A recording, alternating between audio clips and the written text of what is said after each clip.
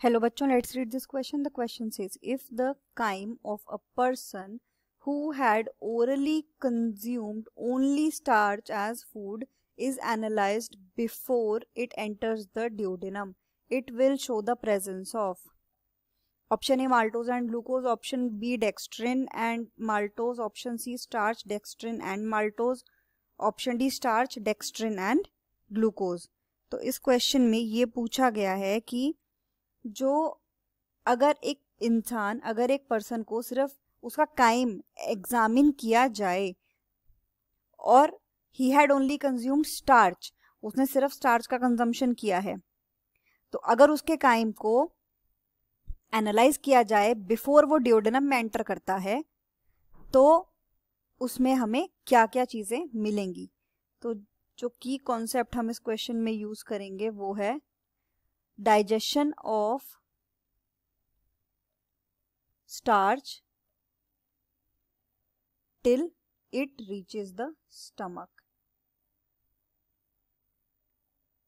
Till it reaches the stomach.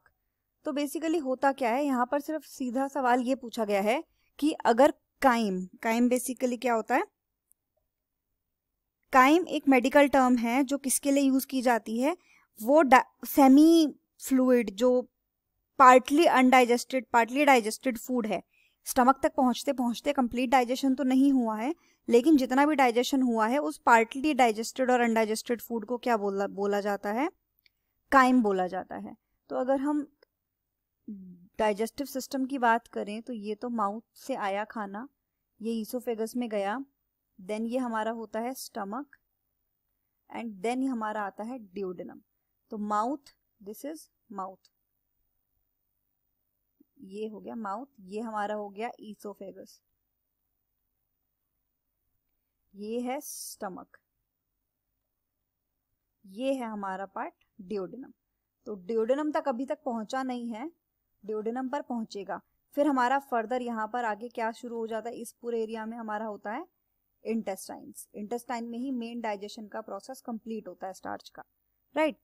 तो अब हम क्या देख रहे हैं कि जो स्टार्च का डाइजेशन है हमें उसके बारे में देखना है. स्टार्च होता क्या है, स्टार्च होते हैं हमारे पॉलीसैकेराइड्स. स्टार्च क्या होते हैं, स्टार्च होते हैं पॉलीसैकेराइड यूनिट्स. अब ये पॉलीसैकेराइड यूनिट्स को हमें किस में कन्वर्ट करना है, डाई एंड मोनोसैकेराइड यूनिट्स में कन्वर्ट करना है, राइट. तो होगा क्या कि माउथ से जाएगा, माउथ में हमारे क्या होती हैं, ग्लैंड्स होती हैं जो कि हेल्प करती हैं स्टार्च के डाइजेशन में. स्टार्च ही एक ऐसा हमारा कंपोनेंट होता है जिसका डाइजेशन माउथ में ही शुरू हो जाता है. स्टार्च का डाइजेशन हमारा, अगर हम इसके डाइजेशन की बात करें तो इसका डाइजेशन हमारा माउथ में ही शुरू हो जाता है. माउथ में ग्लैंड्स होती हैं 3 सलाइवरी ग्लैंड्स, और ये जो सलाइवरी ग्लैंड्स होती हैं माउथ में होती हैं सलाइवरी ग्लैंड्स. ये सलाइवरी ग्लैंड क्या सीक्रेट करती हैं, अमाइलेज, सलाइवरी अमाइलेज जिसका नाम क्या होता है, टाइलिन. टाइलिन सीक्रेट करती हैं. ये टाइलिन किस पे एक्ट करता है, स्टार्च पे एक्ट करता है, स्टार्च पे एक्ट करता है. और इस स्टार्च को किस में कन्वर्ट कर देता है, ब्रेक डाउन कर देता है डाइसैकेराइड यूनिट्स यानी कि माल्टोज में. ये किस में कन्वर्ट कर रहा है, माल्टोज और डेक्स्ट्रिन में. ये डाइसैकेराइड्स होते हैं, राइट. लेकिन जो ये सलाइवरी अमाइलेज है इसने वहां पे माउथ में डाइजेशन तो स्टार्ट कर दिया, तो ये जो स्टार्च है ये कन्वर्ट होना स्टार्ट हो जाता है माल्टोज और डेक्स्ट्रिन में. पूरी तरीके से कन्वर्ट नहीं हुआ है लेकिन स्टार्ट हो जाता है. तो फूड कंज्यूम किया, माउथ में आया, सलाइवरी ग्लैंड्स एक्टिवेट हुई, अमाइलेज आया, अमाइलेज में मतलब टाइलिन, उसने स्टार्च पे एक्ट करना शुरू किया और कुछ अमाउंट ऑफ स्टार्च कन्वर्ट कर दिया माल्टोज में और डेक्स्ट्रिन में. अब स्टार्च भी बचा है, माल्टोज भी बचा है और हमारे पास डेक्स्ट्रिन भी बचा है. ये हमारे पास सब कुछ बचा हुआ है. ये सारा कंपोनेंट कहाँ जाएगा, ये सारा कंपोनेंट जाएगा स्टमक में. स्टमक में क्या होती है, पीएच होती है एसिडिक यानी कि लो पीएच होती है. अब इस लो पीएच में जो टाइलिन है वो काम नहीं कर पाता है, तो टाइलिन क्या हुआ, इनएक्टिवेट हो गया. टाइलिन इनएक्टिवेट हो गया, तो अब पूरा कन्वर्जन नहीं हो पाया क्योंकि वो काम अपना कर ही रहा था कि तभी वो स्टमक में पहुंचता है और स्टमक तक जाते जाते टाइलिन वहां पे, क्योंकि पीएच कम है, टाइलिन वहां पर इनएक्टिवेट हो जाता है, तो इसीलिए पूरा स्टार्च अभी तक माल्टोज और डेक्स्ट्रिन में नहीं कन्वर्ट हो पाया।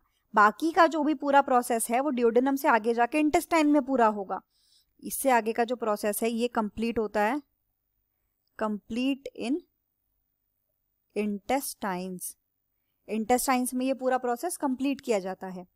तो हम इसमें क्या देख रहे हैं कि इनकम्प्लीट प्रोसेस हुआ है, इसीलिए पूरा स्टार्च कन्वर्ट नहीं हो पाया, थोड़ा स्टार्च बचा है स्टमक तक जाते जाते, क्योंकि सिर्फ स्टार्च कंज्यूम हुआ है तो और कोई फूड प्रोडक्ट हमें मिलेगा नहीं।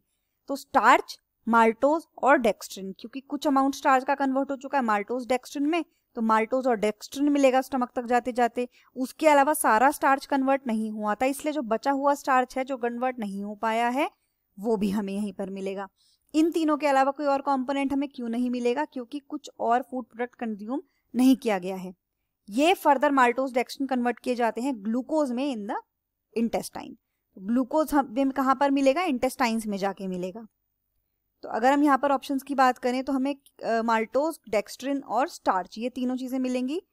ऑप्शन ए हमारा गलत हो जाएगा, ऑप्शन बी डेक्स्ट्रिन माल्टोज ये हमारा ठीक है, लेकिन इसमें स्टार्च नहीं है, तो ये हमारा आंसर यहाँ पर नहीं होगा। Option C starch, dextrin, maltose ये हमारे यहाँ पे करेक्ट आंसर हो जाएगा। Starch, option D starch, dextrin, glucose, glucose नहीं मिलता है, तो ये ऑप्शन भी यहाँ पर गलत है। यहाँ पर ओनली करेक्ट आंसर कौन सा होगा हमारा? Option number C. The final answer is option C, starch, dextrin and maltose. Hope you understood it well. Best of luck.